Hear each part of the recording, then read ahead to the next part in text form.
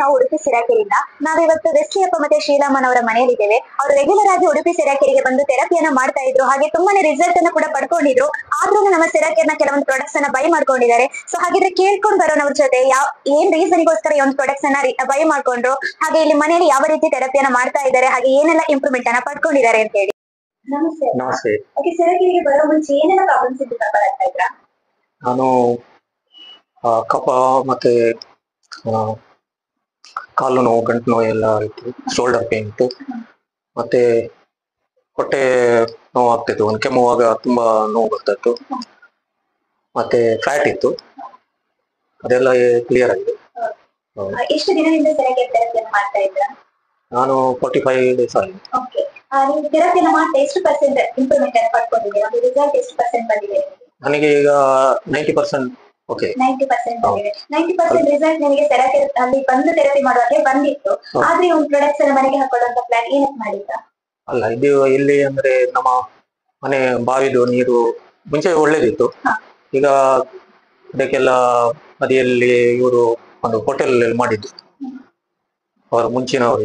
ಈಗ ಅವರಿಲ್ಲ, ಅವ್ರದ್ದೆಲ್ಲ ಗಲೀಜ್ ನೀರೆಲ್ಲ ಅಲ್ಲಿ ಬಿಡ್ತಾರೆ. ನಾವು ತುಂಬಾ ಸಲ ಕಂಪ್ಲೇಂಟ್ ಮಾಡಿದ್ದು, ಆದ್ರೆ ಅವರದು ಆ ಮನೆಯವರು ಅವ್ರು ಬರ್ತಾರೆ, ಹಾಗೆ ಆಯ್ತು ನಾವು ಹೇಳ್ತೇವೆ ಮಾಡ್ತೇವೆ ಅಂತೇಳಿ ಹಾಗೆ ಇದಿತ್ತು. ಮತ್ತೆ ಆಗ ನಮ್ಮ ಬಾವಿ ನೀರು ಹಾಳಾಯ್ತು. ಮತ್ತೆ ಬಾಟ್ಲ್ ಎಲ್ಲ ತಂದು ನಾವು ಯೂಸ್ ಮಾಡ್ತೇವೆ. ಮತ್ತೆ ಕೆಂಟ್ ಹಾಕಿದ್ದೆವು, ಅದು ಸರ್ವಿಸ್ ಅಷ್ಟು ಅವ್ರದ್ದು ಕೊಡ್ತಾ ಇರ್ಲಿಲ್ಲ, ಮತ್ತೆ ಅದು ಸಹ ಸರಿ ನಡೀತಾ ಇರಲಿಲ್ಲ. ಫಸ್ಟಿಗೆ ಅಕ್ವಾಗಾರ್ಡ್ ಇತ್ತು, ಮತ್ತೆ ಕೆಂಟ್ ಹಾಕಿದ್ದು. ಮತ್ತೆ ಈಗ ಅದೇ ಈ ನೀರು ಅಲ್ಲಿ ಕುಡಿದ ನಂತರ ತುಂಬಾ ಒಳ್ಳೇದಂತ ಗೊತ್ತಾಗ್ತದೆ. ನಮಗೆ ಕುಡಿಯುವಾಗಲೇ ಗೊತ್ತಾಗ್ತದೆ ಅದು ಸ್ವಲ್ಪ ಇದಾದ ನಂತರ. ಹಾಗಾಗಿ ನನ್ನ ಬಾಡಿ ಎಲ್ಲ ಇದೆಲ್ಲ ಫ್ಯಾಟ್ ಎಲ್ಲ ಅಲ್ಲಿಯೇ ಕರೆಕ್ಟ್. ಅದು ಕುಡಿದು ಸ್ಟೀಮ್ ಎಲ್ಲ ಮಾಡುವಾಗ ಉಂಟಲ್ಲ, ತುಂಬಾ ಬೆವರು ಹೋಗಿ ತುಂಬಾ ಖುಷಿ ಆಯ್ತು. ಮತ್ತೆ ಅದೇ ಇಲ್ಲಿ ಸಹ ಬ್ಯೂಟಿ ವಾಟರ್ ಸ್ಟೀಮ್ ಎಲ್ಲ ಅಲ್ಲಿ ಅದೇ ಕೊಡ್ತಾ ಇದ್ದಾರಲ್ಲ, ಹಾಗಾಗಿ ಇದು ತಗೊಳ್ಬೇಕಂತ ಮನಸ್ಸಾಯ್ತು. ಮತ್ತೆ ಎಲ್ಲರಿಗೆ ಕುಡಿಬಹುದಲ್ಲ ಮನೆಯಲ್ಲಿ, ಫ್ಯಾಮಿಲಿ ಎಲ್ಲರಿಗೂ ಯಾವಾಗ್ಲೂ ಬೇಕಾದ್ರೆ ನಾವು ಇಲ್ಲದೆ ಅಲ್ಲಿ ಕೊಡ್ತಾ ಇದ್ರು. ಅದು ಬರುವಾಗ ಎಲ್ಲ ಬೇಗ ಖಾಲಿ ಆಗ್ತದೆ, ಮತ್ತೆ ಪುನಃ ಬೇರೆ ನೀರು ಕುಡಿಯುವಾಗ ಅಷ್ಟು ಖುಷಿ ಆಗುದಿಲ್ಲ. ಅಲ್ಲಿ ಲಿಮಿಟೆಡ್ ವಾಟರ್ ಕೊಡ್ತಾ ಇದ್ರು, ಬಟ್ ಇಲ್ಲಿ ನಾವು ರೆಗ್ಯುಲರ್ ಆಗಿ ಕುಡಿಲಿಕ್ಕೆ ಎಲ್ಲದಕ್ಕೂ ಯೂಸ್ ಆಗ್ಬೋದು. ಹೌದು, ನಾವು ಇಲ್ಲದಿದ್ರೆ ಬಾಟ್ಲಲ್ಲಿ ಇಲ್ಲಿದ್ರೆ ತಗೊಂಡು ಹೊರಗೆ ಹೋಗುವಾಗ ಇಟ್ಕೊಂಡು ಹೋಗ್ಬೋದಲ್ಲ, ಟ್ರಾವೆಲ್ ಮಾಡುವಾಗ. ಹೌದು, ಕ್ಯಾರಿ ಮಾಡ್ಲಿಕ್ಕೆ ಆಗ್ತದೆ. ನಿಮಗೆ ಸಿರಾಕೆರೆ ಬರೋ ಮುಂಚೆ ಈ ಒಂದು ಆರ್ಕೆನ್ ವಾಟರ್ ಬಗ್ಗೆ ಏನಾದ್ರು ಐಡಿಯಾ ಇತ್ತಾ? ಇಲ್ಲ, ನಾವು ಇದೇ ಫಿಲ್ಟರ್ ಅಕ್ವಾಗಾರ್ಡ್, ಕೆಂಟ್ ಅದೇ ಕೇಳಿದ್ವಿ. ನಾವು ಮುಂಚೆ ನೆನ್ಸಿದ್ವಿ ಮೂರು ಫಿಲ್ಟರ್ ಉಂಟಲ್ಲ, ಅದರಲ್ಲಿ ಮಿನರಲ್ ಆಡ್ ಉಂಟು ಅಂತ ಹೇಳಿ ಕೊಡ್ತಾರೆ. ಅದು ಅಷ್ಟು ಮತ್ತೆ ಅಲ್ಲಿ ಟೆಸ್ಟ್ ಮಾಡುವಾಗ ಅದೇ ಗೊತ್ತಾಯ್ತದ ಅದ್ರಲ್ಲಿ ಎಂತದಿಲ್ಲ.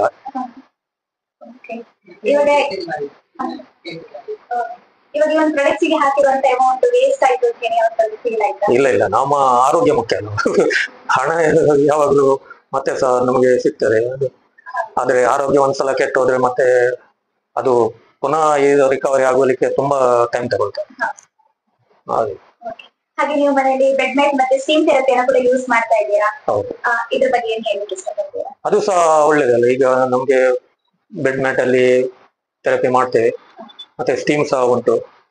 ಈಗ ಅಲ್ಲಿಗೆ ಬರ್ತೇವೆ ನಾವು, ಆದ್ರೆ ಒಮ್ಮೊಮ್ಮೆ ಬರ್ಲಿಕ್ಕೆ ಆಗದ ದಿನ ಇಲ್ಲಿ ಉಂಟು ಅಂತ ಒಂದು ಧೈರ್ಯ ಉಂಟಲ್ಲ. ಇಲ್ಲದಿದ್ರೆ ಒಂದಿನ ಅಲ್ಲಿ ಮಿಸ್ ಆದ್ರೆ ನಮ್ಗೆ ತುಂಬಾ ಇವತ್ತೊಂದು ದಿನ ವೇಸ್ಟ್ ಅಂತ ಅನ್ನಿಸ್ತಾ ಇತ್ತು. ಈಗ ಮನೆಯಲ್ಲಿ ಸಹ ಇದರಿಂದ ಅದು ತುಂಬಾ ಉಪಯೋಗ. ಮನೆಯಲ್ಲಿ ಎಷ್ಟು ಜನ ಇದ್ದೀರಾ ನೀವು? ನಾವು 6 ಜನ. 6 ಜನ, ಎಲ್ಲರೂ ಕೂಡ ಯೂಸ್ ಮಾಡ್ತಾ ಇದ್ದೀರಾ? ಹೌದು, ಅವ್ರಿಗೆ ಬೇರೆ ಸಮಯ ಸಿಕ್ಕಿದಾಗ ಮಾಡ್ತಾರೆ. ಅದು ರಾತ್ರಿ ಆಗ್ಲಿ ಬೆಳಿಗ್ಗೆ ಯಾವಾಗ ಅವರಿಗೆ ಟೈಮ್ ಸಿಗ್ತದೆ ಹಾಗೆ. ಮತ್ತೆ ನಾವು ರೆಗ್ಯುಲರ್ ಮಾಡ್ತೇವೆ. ನಾವು ಇಲ್ಲಿ ಮತ್ತೆ ನಮ್ಮ ಹುಲಿ ದೊಡ್ಡವಳು, ಅವಳು ಶಾಲೆಯಿಂದ ಬಂದ ಹೇಳ್ತಾಳೆ ನನಗೆ ಇವತ್ತು ಸ್ಟೀಮ್ ಬೇಕು ಅಂತ ಹಠ ಮಾಡ್ತಾನೆ. ಮತ್ತೆ ಬರ್ಲಿಕ್ಕೆ ಕೇಳುದಿಲ್ಲ. ಅದಕ್ಕೆ ನಿಮ್ಗೆ 9 ಇದ್ರೆ ದೊಡ್ಡವರಿಗೆ 9 ಹೇಳ್ತಾರೆ, ಅವರಿಗೆ ಸಣ್ಣವರಿಗೆ 7 ಇದ್ರೆ ಅದು ಬೇಡ, ಅದೇ ಅಷ್ಟೇ ಇದ್ದೀರಿ, ನನ್ಗೆ ಏನೋ ಖುಷಿ ಆಗ್ತದೆ ಅಂತ ಹೊರಗೆ ಬರ್ಲಿಕ್ಕೆ ಕೇಳುದಿಲ್ಲ. ಆಫ್ ಆದ ನಂತರ ಸಹ ಅದು ಎಲ್ಲ ಸ್ಟೀಮ್ ಎಲ್ಲ ಹೋದ ಹೊರಗೆ ಅಲ್ಲಿ ಸ್ಟೀಮ್ ಥೆರಪಿ ಮಾಡಿ ಏನಾದ್ರೂ ಇಂಪ್ರೂವ್ಮೆಂಟ್ ಗೊತ್ತಾಯ್ತಾ? ಹೌದು, ನಮ್ಗೆ ತುಂಬಾ ಉಲ್ಲಾಸ ಆಗ್ತದೆ. ಮತ್ತೆ ಮಗುವಿಗೆ ಏನ್ ಇಂಪ್ರೂವ್ಮೆಂಟ್ ಗೊತ್ತಾಯ್ತು? ಮಗುವಿಗೆ ಸಹ ಖುಷಿ ಆಗ್ತದೆ. ಅವಳಿಗೆ ಮುಂಚೆಲ್ಲ ಶೀತ ಇದೆಲ್ಲ ಆಗ್ತಿತ್ತು, ಈಗ ಅದೆಲ್ಲ ಓಕೆ, ಸೆರಕೆರೆ ಬಗ್ಗೆ ಹಾಗೆ ಪ್ರಾಡಕ್ಟ್ಸಿನ ಬಗ್ಗೆ ಸೆರಕೆರೆಗೆ ಬರುವವರಿಗೆಲ್ಲ ಏನ್ ಹೇಳಲಿಕ್ಕೆ ಇಷ್ಟಪಡ್ತೀರಾ? ಅಲ್ಲ, ಸೆರಕೆರಿಗೆ ಬರುವವರು ಸ್ವಲ್ಪ ಡೌಟ್ ಅಲ್ಲಿ ಬರಬಾರ್ದು. ಮತ್ತೆ ನಂಬಿಕೆಯಲ್ಲಿ, ಈಗ ನನಗೆ ಸರಿ ಆಗ್ಲೇಬೇಕಂತ ನನಗೆ ಮುಂಚೆ ನಡಿಲಿಕ್ಕೆ ಆಗ್ತಿರ್ಲಿಲ್ಲ, ಕುಂಟುತ್ತಾ ನಡೀತಾ ಇದ್ದೆ. ಈಗ ಸರಿಯಾಗಿದೆ. ಅದೇ ಭರವಸೆದಲ್ಲೇ ಬಂದು ದೃಢ ಇದರಲ್ಲಿ ಮಾಡಿದ್ರೆ, ರೆಗ್ಯುಲರ್ ಮಾಡಿದ್ರೆ ತುಂಬಾ ಒಳ್ಳೇದಾಗ್ತದೆ. ಕೆಲವರೆಲ್ಲ ಸ್ವಲ್ಪ ದಿನ ಮಾಡಿ ಆಗ್ತದ ಇಲ್ವೋ ಅಂತ ಹೇಳಿ ಮನಸ್ಸಲ್ಲಿ ಇದು ಮಾಡ್ಕೊಂಡು ಹಾಗೆ ಮಾಡಿದ್ರೆ ಗೊತ್ತಿಲ್ಲ ಅದು ಹೇಗೆ, ಎಷ್ಟು ಟೈಮ್ ತಗೊಳ್ತದೆ. ಈಗ ನನ್ನ ವಿಷಯದಲ್ಲಿ ಹೇಳುವಾಗ ತುಂಬಾ ಇಂಪ್ರೂವ್. ನಾನು ಮುಂಚಿನ ಹಾಗೆ ಇಲ್ಲ, ಮುಂಚೆ ತುಂಬಾ ಬಟ್ಟೆ ಎಲ್ಲ ದೊಡ್ಡದಾಗಿ, ಈಗ ಪ್ಯಾಂಟ್ ಎಲ್ಲ ನನಗೆ ಇದು ಬೆಲ್ಟ್ ಸಹ ಚಿಕ್ಕದಾಗ್ತದೆ. 13 ವರ್ಷದಿಂದ ಕರಾವಳಿಯಲ್ಲೇ ನಮ್ಮ ಒಂದು ಸೆಂಟರ್ ಇತ್ತು. ಬಟ್ ನಿಮ್ ಮನೆ ತುಂಬಾ ಹತ್ರ ಇದ್ರು ಕೂಡ ನಿಮಗೆ ಇನ್ಫಾರ್ಮೇಶನ್ ಇರ್ಲಿಲ್ಲ. ಇವಾಗ ಕುಂಚಿಪೆಟ್ಟಿಗೆ ರೀಸೆಂಟ್ ಆಗಿ ಶಿಫ್ಟ್ ಆಗಿರುವಂತದ್ದು. ನಿಮಗೆ ಹೇಗೆ ಇನ್ಫಾರ್ಮೇಶನ್ ಆಮೇಲೆ ಗೊತ್ತಾಯ್ತು? ಆಮೇಲೆ ಅಲ್ಲ, ನನಗೆ ಎಂತದ್ದು ಗೊತ್ತಿರ್ಲಿಲ್ಲ ಇಲ್ಲಿ. ನಾವೊಂದು ಸಲ ಸಡನ್ ಆಗಿ ನನ್ನ ಊರು ಕೊಪ್ಪ, ನಾವೆಲ್ಲರೂ ಒಟ್ಟಿಗೆ ಹೋದೆವು. ಆಗ ಅಲ್ಲಿ ನಮ್ಮ ಮನೆಯಲ್ಲಿ, ಅಕ್ಕನ ಮನೆಯಲ್ಲಿ ಭಾವ ಇರ್ಲಿಲ್ಲ. ಅಕ್ಕನ ಹತ್ರ ಕೇಳುವಾಗ ಅವರು ಎಲ್ಲಿಗ ಹೊರಗೆ ಹೋಗಿದ್ದಾರೆ, ಎಂತದ್ದು ಗೊತ್ತಿಲ್ಲ, ಥೆರಪಿ ಅಂತ ಉಂಟಂತೆ ಹೋಗಿದ್ದಾರೆ. ಮತ್ತೆ ಅವ್ರು ಬಂದ ನಂತರ ಕೇಳಿದ್ ನಾನು. ಕೇಳುವಾಗ ಅವರು ಹೇಳಿದ್ರು, ಎಲ್ಲಿಗೆ ಹೋಗಿದ್ದಾರೆ? ಹೀಗೆ ಅಲ್ಲಿ ಒಂದು ಥೆರಪಿ ಎಲ್ಲ ಉಂಟು, ತುಂಬಾ ಮೆಷಿನ್ ಎಲ್ಲ ಉಂಟು. ಅವರಿಗೆ ಹೇಳಿಗೆ ಅಷ್ಟು ಗೊತ್ತಾಗ್ಲಿಲ್ಲ. ಮತ್ತೆ ನಾನು ಹೇಳಿದೆ, ಎಂತ ಮೆಷಿನ್? ಅಲ್ಲ, ನನ್ಗೆ ಮುಂಚೆ ನಡೀಲಿಕ್ಕೆ ಆಗ್ತಿರ್ಲಿಲ್ಲ, ಈಗ ಸ್ವಲ್ಪ ತೊಂದರೆ ಇಲ್ಲ, ನಾನು ಒಂದು ವಾರದಿಂದ ಹೋಗ್ತಾ ಇದ್ದೇನೆ ಅಂತ ಹೇಳಿ. ಅದಕ್ಕೆ ನಾನು ಹೇಳಿದೆ, ಅಲ್ಲಿ ಹೇಗೆ, ಎಷ್ಟು ಚಾರ್ಜ್ ಎಲ್ಲ, ಎಷ್ಟು ಹಣ ತಗೊಳ್ತಾರೆ? ಹಣ ಎಲ್ಲ ಫ್ರೀಯೇ. ಹಾಗೆ ನಾನು ಹೇಳಿದೆ, ಇಲ್ಲಿ ಕೊಪ್ಪದಲ್ಲಿ ಇರುವಾಗ ಉಡುಪಿಯಲ್ಲಿ ಇಲ್ಲವಾ ಅಂತ ಕೇಳಿದೆ ನಾನು ಅವ್ರ ಹತ್ರ.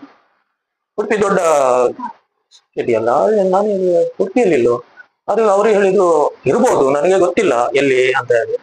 ಮತ್ತೆ ನಾನು ಇಲ್ಲಿ ಬಂದು ಕೆಲವರ ಹತ್ರ ಕೇಳಿದೆ, ಹೀಗೆ ನನಗೆ ನೆನಪಾದಾಗ ಅವರು ಕೆಲವರ ಕೇಳುವಾಗ ಅವ್ರು ಹೇಳಿದ್ದು, ಮುಂಚೆ ಇತ್ತು, ಈಗ ಅಲ್ಲಿ ಇಲ್ಲ, ಗೊತ್ತಿಲ್ಲ ಅಂತ ಹೇಳಿದೆ. ಆಮೇಲೆ ಭಾವ, ನನ್ನ ಹೆಂಡತಿಯ ತಮ್ಮ, ಒಂದೇ ದಿನ ಅವನು ಹೇಳಿ, ನಾನು ಸೆರಕೆರೆಗೆ ಹೋಗಿ ಬಂದೆ ಅಂತ ಹೇಳಿ.